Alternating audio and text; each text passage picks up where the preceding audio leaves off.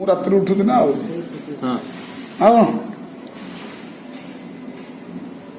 ମତେ ଭଗବାନ ଉଠଉଛନ୍ତି ବୋଲି ଆଉ ମୁଁ ଚିନ୍ତା ଅଛି କି? ମୁଁ ରାତିରେ ଉଠୁଛି ନା ଆଉ ଗୋଳମାଳ ଟା କୋଉଠି ହେଲା? ମୁଁ ପାଠ କରୁଛି ନା ଆଉ ସବୁଥିରେ ଭଗବାନ ପଠାଉଛନ୍ତି ଜିନିଷ ଗୁଡା ଏସବୁ ମୋର ନାଁ ଲେଖୁଛି ଏଥିରେ। ଆକର ଏତେ ଶାସ୍ତ୍ର ପୁରାଣ ସବୁ କଣ ଗାଏ ଭଗବାନ କହିଛନ୍ତି କିଏ ଲେଖୁଛି ଲେଖିଲା ବେଳକୁ ନିଜ ନାଁରେ ଭଣ୍ଡି କରୁଛି। ମୁଁ କେତେଟା ଲେଖିଛି ଏହା ହଉଛି ନା ହଉନି? କାହିଁ ଭଗବାନଙ୍କ ନାଁ ଲେଖୁନା କଣ ସୁବିଧା? କେହି ଯଦି ଜ୍ଞାନୀ ଲୋକ ଆରେ ଆସେ ଯେତେ ନାଁ ତ ସବୁ ଭଗବାନଙ୍କର ଆଉ ତା ନାଁ ଲେଖିଲେ କେତେ ଯା ନାଁ ଲେଖିଲେ କେତେ ତୁ ତ ଭଗବାନଙ୍କ ନାଁ। ହଁ ଠିକ ଅଛି ଯଦି ଏତେ ତୁମର ନାମ ଉପରେ ବ୍ରହ୍ମଜ୍ଞାନ ତମର ଅଛି ତାହେଲେ ତମ ନା କଣ ମାଧବ ଜାଗାରେ କହୁନ ଶ୍ରୀକୃଷ୍ଣ ଲେଖିଦେଲେ ଅସୁବିଧା କଣ? ନାମ ସବୁ ଗୁରା ଭଗବାନ ତାହେଲେ ଶ୍ରୀକୃଷ୍ଣ ଲେଖିଦେବ ନା ନାଇଁ ସିଧା ହବ।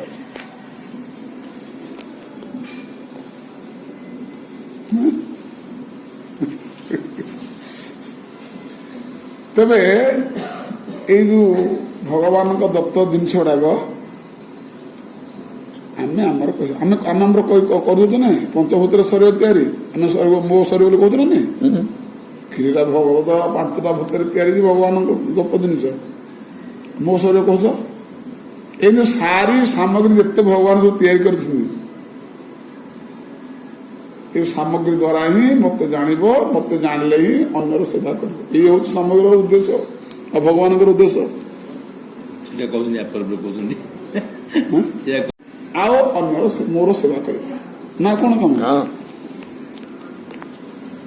बोले भगवत कृपा के बिना इन समस्त की स्फूर्ति नहीं होती और जब तक इस समस्त की स्फूर्ति नहीं होती तब तक भगवत स्वरूप का साक्षात्कार या सम्यक अनुभव नहीं हो सकता। अगले श्लोक में श्री भगवान अपने स्वरूप का वर्णन करते हैं। अहमेवासमेवाग्रे नान्यत् सदसत्परम पश्चादहं गते तच्च जो अवशिष्यते सोस्म्यहम् श्री भगवान ने कहा सृष्टि से पहले मैं ही था। सत असत अर्थात स्थूल एवं सूक्ष्म जो जगत है एवं उसका कारण जो प्रकृति है वो भी मुझसे पृथक नहीं थे। सृष्टि के पश्चात भी मैं रहता हूँ। यह जो परिदृश्यमान जगत है यह भी मैं ही हूँ। प्रलय में जो बचा रहता है वो भी मैं ही हूँ। भगवान सु कहले सु मु बोलू ताले तमे कोठी तम कथा कोसे कहले तू एटा कोठी कहछनी मु तेरा सब आ तू एटा कोठी कहछनी मैं त्रिबास पाए तो तू हां एटा कहछनी कोठी तू जोठी मु बोली कहूछु हेटी मो जिनिस पर मु कहूछु बस नहीं आमे जो जगाटा भी किणिले जहा कले सरकार जिनटा ही मोर बोली कहते ना नहीं एटा भल भाव आम जो किणिकी भी रही भी आम वर्ष को मुंड को मुंड टाक्स टे देदेवा पड़े को मोर कह मूल्य रहा सामान तू भड़ा अच्छु टाक्स दौचु कि मुझे टाक्स दौची एटा सरकार बोली एटा पूरा मनोरंजना भूली जाइए से कौन मन रखी ना मु किणी एटा मो ना अच्छी एटा मोर एटा बस भल भाव बुझिकी अच्छी आ भगवान सरकार को प्रति वर्ष टाक्स दौची खजना दौची एटा भूली जाइए खजना जोटा आम निजर बोली कहूँ सरकार जगटा को हाँ खजना दिया हाँ खजना दिया ताले जगटा कार सरकार ना सरकार जगटा खजना कहीं दिया मोर था खजना दिया था कहीं खजना दिया भड़ा घर भड़ा भड़ा क्या भड़ा लो सरकार जागे अप भड़ा कि नहीं हाँ ଦେଖିବା ଖଜାନା ଦେଖି ଦେଲେନି ଆପଣ 20 ବର୍ଷ ଦେଲେନି ସେ ତମ ବହିଷ୍କାର କରିନବ ନିଲାମ କରିକି ଅନ୍ୟ କାହାକୁ ଦେଇଦେବ ପେନାଲ୍ଟି ସହ ନେବ କି ନାହିଁ ତାହେଲେ ତମ ଜିନିଷଟା କେମିତି ସେ ନେଇଯାଉଛି ତମର ତେଣୁ ଜିନିଷ ଆପଣ ବାହାରେ ଦେଖନ୍ତୁ ଭିତରେ ଦେଖନ୍ତୁ ଜିନିଷ ବୋଲି ତମର କିଛି ନାହିଁ ଆମେ ସବୁ ଭଡା ଆଣିକି ଚଳୁଛେ ତେଣୁ ଭଡା ଦେଇ ପଡୁଛି ଆମେ ଖଟୁଛେ ସେଥିରୁ ଯଦି 2 ପଇସା ରୋଜଗାର ହଉଛି ବିଭିନ୍ନ ପ୍ରକାର ସ୍ତରକୁ ଦଉଛେ ଭଡା এইটা ଆମେ ତିଳେ ତିଳେ ଅନୁଭୂତି କରିକି କରୁଥିଲା ବେଳେ ୟାକୁ ଭୁଲି ଯାଇଛେ ଭଡା ଜାଗାରେ ମୋ ଘର ବୋଲି ତ ମାନେ ତେଣୁ ଭଗବାନ କହୁଛନ୍ତି ଆର ରହସ୍ୟ କହୁଛନ୍ତି ଯେ ରହସ୍ୟ ଶୁଣ এই কথা তো মানে চৈতন্য চরিতামৃত গ্রন্থ অলগা গ্রন্থ নুহে খোদ ভাগবত হচ্ছেন চৈতন্য চরিতামৃত সারি দৃষ্টান্ত চরিতামৃত কেবল ভাগবত শ্লোক উপরে সে আধারিত করি কহিবে অন্য কৌশি দৃষ্টান্ত নাই এতে গোটে গীতা নলে ভাগবত এর মুখ্য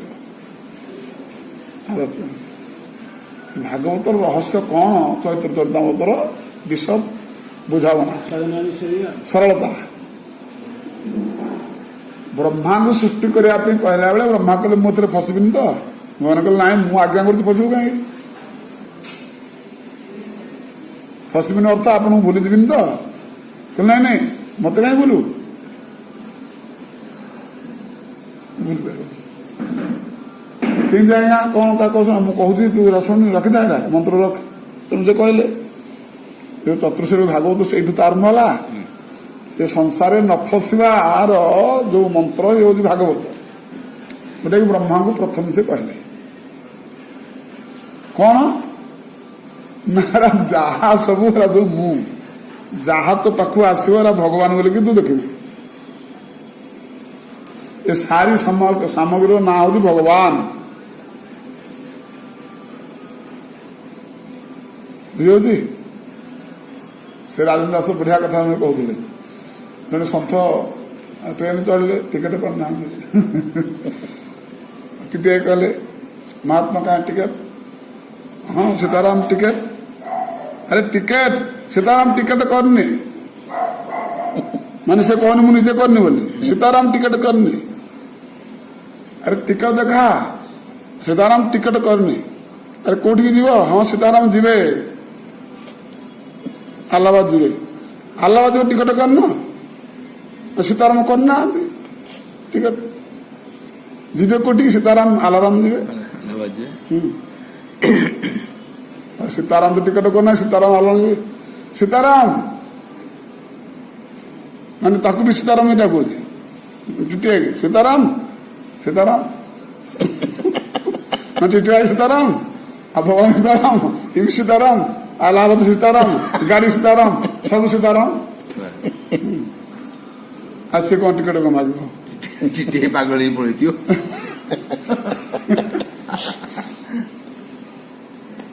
ତେଣୁ ଭଗବାନ ସେଇ କଥା କହୁଛନ୍ତି ଯେ ତୁମେ ଯୋଉ ସାମଗ୍ରୀ ଡାକୁଛ ସୀତାରାମ ଆଗ କହିକି ସୀତାରାମ ବୋତଲ ଆଣ ସୀତାରାମ ପାଣି ଦିଅ ସୀତାରାମ ପାଣି ପିଇବେ ସୀତାରାମ ରୋଷେଇ କରିବେ ସୀତାରାମ ସେଠିକି ଯିବେ ତ ତମର କୋଉଠି ରହିଲା ତେଣୁ ସାରି ସାମଗ୍ରୀ ଯାହା ଅଛି ସବୁ ସୀତାରାମ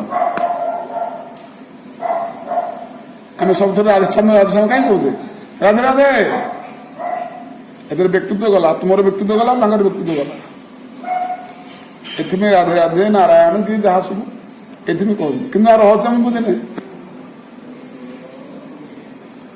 ବୁଝେ କି ରହସ୍ୟ ବୁଝ ନ ବୁଝ ସାଙ୍କେତ ପାରିହସ ନ୍ୟାୟରେ ଆପଣଙ୍କୁ ସେ ଫଳ ମିଳିଯିବ ବୁଝିପାରୁଛି ତେଣୁ ବ୍ରହ୍ମା ସେଇ କଥା କହୁଛନ୍ତି ଏ ଭଗବାନ କହୁଛନ୍ତି ବ୍ରହ୍ମାଙ୍କୁ ଚତୁର୍ଶ୍ରୀ ଭାଗବତର ଇଏ ହଉଛି ରହସ୍ୟ ଯେ ତୁମ ପାଖକୁ ଯୋଉ ସାମଗ୍ରୀ ଯୋଗେଇ ଦିଆଯାଇଛି ୟା ଦ୍ୱାରା ତୁମେ ଯୋଉ ସୃଷ୍ଟି ସର୍ଜନା କରିବ ବିଭିନ୍ନ ସ୍ୱର୍ଗକୁ ନେଇକି ଜୀବ ଜଗତ ଏ ସବୁ ମତେ ଦେଖିବ ଯୋଉ ଜିନିଷଟା ହଉନା କାହିଁକି ସେ ଜିନିଷକୁ କହିଲା ପୂର୍ବରୁ ମୋ ନାଁ କହି କହିବ ତାକୁ ଡାକିବ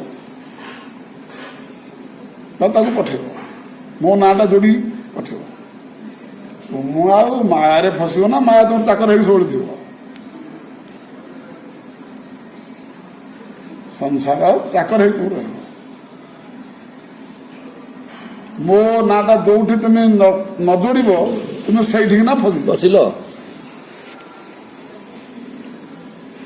ଏ ହଉଛି ରହସ୍ୟ।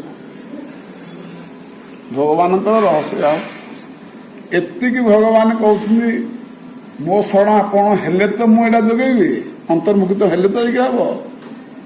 ଆମେ ଅନ୍ତର୍ମୁଖୀ ହେବାକୁ ରାଜି ନାହିଁ। କେତେ ଭଗବାନ ଭଗବାନ ହଉଥିବ ମ ତା ନାଁ ତ ଡାକିଲେ ଗଲା। ଭଗବାନ ଗୋପାଳ, ଭଗବାନ ମଦନ, ଭଗବାନ କି ସବୁଥିରେ କେତେ ଭଗବାନ ଭଗବାନ ହଉଥିବୁ।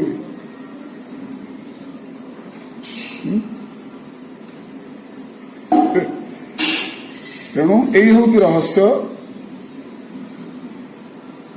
ଭଗବାନ ଯାହା କୃପା କରିବେ। ତେଣୁ ଭଗବାନ କୃପା କରିବା ପାଇଁ ପୁରା ସେ ରେଡି ହେଇକି ଅଛନ୍ତି, ଅସ୍ତ୍ରଶସ୍ତ୍ର ଧରିକି। ଖାଲି ତୁମେ ଅନ୍ତର୍ମୁଖୀ ହୁଅ, ତାଙ୍କ କଥାକୁ ମାନ। ବ୍ରହ୍ମା ତାଙ୍କ କଥା ମାନିଲେ, ସୃଷ୍ଟି କଲେ। ତାଙ୍କୁ କୌଣସି କେତେବେଳେ ସେ ଫସି ନାହାନ୍ତି। ବଢିଆ ମନ୍ତ୍ରଟିଏ ଦ୍ୱିତୀୟ ସ୍କନ୍ଧରେ ଆସିବ। ଦ୍ୱିତୀୟ ସ୍କନ୍ଧରେ ଯୋଉଟା କି ନ ଭାରତ ମେ ଅଙ୍ଗଭୂଷା ଉପଲକ୍ଷତେ। ବ୍ରହ୍ମା ସ୍ୱୟଂ କରୁଛନ୍ତି, ନାରଦଙ୍କୁ କହୁଛନ୍ତି। ନାରଦକୁ ପ୍ରଶ୍ନ କଲେ ଯେ ଆପଣ ତ ଭଗବାନ, ଆଉ କାହାକୁ ଭଜନ କରୁଛନ୍ତି? ନା ନାଇଁ ନାଇଁ, ମୁଁ କୋଉ ଭଗବାନ? ଭଗବାନ ଅଛନ୍ତି ନା, ଆଉ ମୁଁ ତାଙ୍କୁ ଭଜନ କରୁଛି। ଆଉ ସେଇଠି କହିଛନ୍ତି न भारत में अंग वृषा उपलक्ष्यते न वै कस्मिन् मन वृषा गति न मे हृषिकाणि पत्नी सत्पथे जन्मे हृत्कंठावता धृता हरि। हृत उत्कंठा, हृदय मोर सब उत्कंठा हरिभजन रे व्यस्त अच्छी। मत सब हरिमय देखा जाए। एथिलागी मोर जो बाणी केतବେଳେ ମିଛ କହୁନି, ସତ୍ୟ ସବୁବେଳେ କହୁଛି। ମୋର ମନ ମୃଷାଗତି, ଅନ୍ୟ କୌଣସି ଗଲତି କାମ କରୁନାହିଁ, ଗଲତି କାମ ଯିବ ନାହିଁ। ନମେ ହୃଷିକାଣୀ, ମୋର ଇନ୍ଦ୍ରିୟ ମାନେ ଅନ୍ୟ ପଥଗାମୀ ହେବେ ନାହିଁ, ବାହୁନାହାନ୍ତି। କାହିଁକି ନା ମୋର ହୃଦୟରେ ସବୁବେଳେ ଉତ୍କଣ୍ଠା, ଭଗବତ ଉତ୍କଣ୍ଠା ଥିବାରୁ। ଯଥାନନ୍ତ ହୃଦୟ ଯୋଉ କହିଲେ, ମୋର ହୃଦୟରେ ଅହରହ ଭଗବତ ଚିନ୍ତନ ହଉଥିବାରୁ ସବୁଗୁଡା କେବଳ ଭଗବତମୟ ଦେଖାଯାଉଛି। ଭଗବତ ଭଗବାନ ଏଟା କୃପା କରିଛନ୍ତି। ତେଣୁ ଏଇ କୃପା ବର୍ଷଣ ହିଁ ହର ସତ୍ସଙ୍ଗରେ ଯୋଉଠି ସତ୍ସଙ୍ଗ ହଉଛି ଏଇ ଚର୍ଚ୍ଚା କରି ଚାଲିଛି। ଅନ୍ତର୍ମୁଖୀ ଭଗବତ କୃପା ହିଁ ସାପେକ୍ଷ। ତୁମର ଆଉ କୌଣସି ବସ୍ତୁ ସାପେକ୍ଷ, କୌଣସି ସାମଗ୍ରୀ ସାପେକ୍ଷ କରନ୍ତି। ସାମଗ୍ରୀ ସବୁ ଭଗବାନ ଦେଇଛନ୍ତି, ତୁମ ଯୋଗେଇଛନ୍ତି। ଯୋଗକ୍ଷମ ବାହାନ ଭଗବାନ ଯୋଗେଇ ଦେଇଛନ୍ତି ଭଗବାନଙ୍କୁ ଜାଣିବା ପାଇଁ। ଏବଂ ଭଗବାନଙ୍କୁ ଜାଣିଲେ ହିଁ ତୁମେ ସେବା କରିବ ଭଗବାନଙ୍କର, ବା ନିଜକୁ ଜାଣିବ। ସାମଗ୍ରୀ ଦ୍ୱାରା ନିଜକୁ ଜାଣିବ, ଭଗବାନଙ୍କୁ ଜାଣିବ ଏବଂ ସେବା କରିବ। ଏଇଟା ହେଲା ରହସ୍ୟ। ତେଣୁ ଏଇ ରହସ୍ୟକୁ ପ୍ରତି କ୍ଷଣ ସ୍ମରଣ ରଖ, ଅଭ୍ୟାସରେ ତା ପକାଅ, ତା ବୃତ୍ତିରେ ପରିଣତ କର। ବସ୍ ହେଇଗଲା। ଶ୍ରୀ ଗୁରୁ ପ୍ରେମାନନ୍ଦିତ। ଗୌର ହରି ବୋ।